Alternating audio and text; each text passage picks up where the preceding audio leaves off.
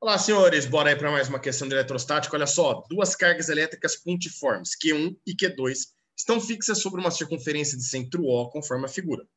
Considerando que E, setinha em cima, representa o vetor campo elétrico criado por uma carga elétrica pontiforme em determinado ponto, e que E, sem setinha, escalar, representa o módulo, ou seja, o valor numérico escalar desse vetor, é correto afirmar que no ponto O, vamos analisar, senhores? Olha só que bacana. A carga Q1 é uma carga positiva, tá vendo aqui, ó? Mais Qzão. Então ela gera campo de afastamento, né? O campo sai dela. E dessa forma, nós sabemos que lá no ponto O, o campo que ela gera passa orientado horizontalmente para a direita. Então, o campo da carga azul, ele aponta horizontalmente para a direita. E esse campo, eu vou poder falar que vale E1.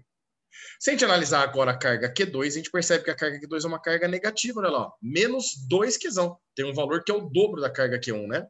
Então, se ela é uma carga negativa, ela gera campo de aproximação. As linhas de força do campo elétrico aqui, ó, apontam para ela, chegam para ela. Inclusive, o campo que ela gera passando pelo ponto O, passa apontando para ela, ou seja, passa horizontal para a direita. Então, aqui, o campo que ela gera aponta para ela. E esse vetor campo elétrico eu vou chamar de E2. Então, eu não entendi por que você fez o vetor E2 maior que o vetor E1. É muito simples, senhores. As duas cargas, obviamente, estão no mesmo meio. Se a gente perceber aqui, a distância entre as cargas é o raio da circunferência. É a mesma distância. Elas estão no mesmo meio. A diferença é que a carga de uma é Qzão e da outra é 2 Qzão em módulo.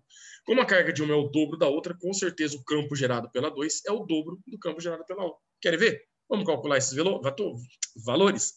Campo elétrico, calculado pela carga geradora, nós podemos calcular dessa forma, né? É o Kqzão sobre D quadrado. Isso significa que o campo gerado pela carga 1 vai ser K, o módulo de Qzão, dividido pela distância que é o raio, ao quadrado. Já o campo gerado pela carga 2 vai ser K, o módulo da carga, que vai ser 2Qzão, dividido pela distância, que é R quadrado. Em outras palavras, ó, a gente percebe que esse campo E2 vale Kqzão sobre R quadrado. Espera lá. O Kqzão sobre R quadrado é o E1. Então, a gente vai poder falar aqui que o E2, ele equivale a 2 vezes o nosso campo E1. O valor do E2, né, equivale a 2 vezes o valor do E1. Bom, dessa forma, a gente pode analisar algumas alternativas e ver quais a gente pode jogar fora. Por exemplo, a D. E2 tem igual a menos E1. Eu estou falando que o valor do E2 é igual ao valor do E1, só que negativo. A gente não pode ter valor de campo negativo, né? Campo elétrico é uma grandeza vetorial, a gente sempre vai calcular valores positivos, por isso que a gente não pode ter esse menos no valor numérico. A mesma coisa na alternativa E, né? O E2 é 2 vezes o E1, só que negativo. As cargas entram em módulo, essa razão, essa relação sempre vai ser positiva, né? É possível a gente ter vetores e sentidos opostos e falar que um vetor é igual ao outro com sinal de menos na frente, para indicar que aquele sentido, né, que aquele vetor, desculpa, tem o sentido oposto, o sentido contrário, mas não no caso dos valores. As alternativas A, C e B, senhores, elas estão mostrando uma relação vetorial. Perceba que agora, ó, ela está falando que o vetor, tá vendo setinho em cima, ó, que o vetor tem alguma relação com o outro. Então vamos lá, vamos ver. Nós sabemos que o vetor E2, ele tem esse tamanhão aqui, ó. E aí, o vetor E1, ele tem esse tamanho aqui, aproximadamente, né? Eu vou falar que o E1, como disse no texto ali, ó, eu vou falar que vale E, né? Não foi o valor que ele deu de referência para nós? Espera aí, mas o E2 não é o dobro do E1? Significa que o vetor também vai ser o dobro, né?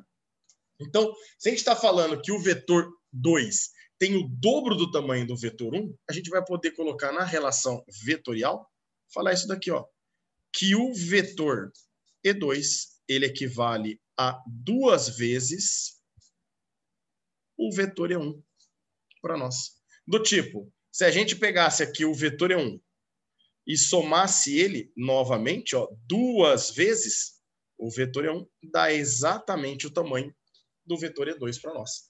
Por isso que a relação da alternativa B vai estar correta para nós. Ó. O E2 é 2 vezes o vetor E1. Por que que o A está errado? Porque o A ele colocou um menos, senhores.